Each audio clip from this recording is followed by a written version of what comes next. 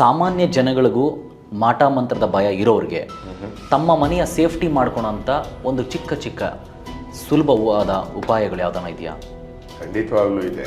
ಈಗ ನಾವು ಮನೆಯಲ್ಲಿ ಆದಷ್ಟು ಪಾದರಸ ಬರುತ್ತಲ್ವ, ಮರ್ಕ್ಯೂರಿ ಪಾದರಸ, ಈ ಪಾದರಸವನ್ನು ಒಂದು ಚಿಕ್ಕದಾದ ಒಂದು ಯಾವುದಾದ್ರೂ ಒಂದು ಚಿಕ್ಕ ಡಬ್ಬಿಯಲ್ಲೋ ಯಾವುದರಲ್ಲಾದರೂ ಹಾಕಿ ಅದನ್ನು ಒಂದು ಕೆಂಪು ವಸ್ತ್ರದಿಂದ ಸುತ್ತಿ ನಮ್ಮ ಒಂದು ಮನೆಯ ಮುಖ್ಯ ದ್ವಾರ ಏನಿದೆ ಅಲ್ಲಿ ಮಧ್ಯದಲ್ಲಿ ಒಂದು ಮೊಳೆ ಹೊಡೆದು ಪೆಂಡುಲಮ್ ಥರ ನೇತಾಡಿಬಿಟ್ರೆ ಆ ಒಂದು ನಮ್ಮಲ್ಲಿ ಅಲ್ಲಿ ಹೊರಗಡೆ ಯಾರಾದರೂ ಮಾಡಿಸ್ತಕ್ಕಂಥವ್ರು ಇರ್ಬೋದು, ಅಥವಾ ನಾವೇ ಹೊರಗಡೆ ಹೋಗಿ ಒಳಗಡೆ ಬರುವಂಥ ಯಾವುದಾದ್ರೂ ನಕಾರಾತ್ಮಕ ಶಕ್ತಿಗಳಿರ್ಬೋದು, ಅದೆಲ್ಲ ಅದನ್ನು ತಡೆ ಹಿಡಿಯುತ್ತೆ.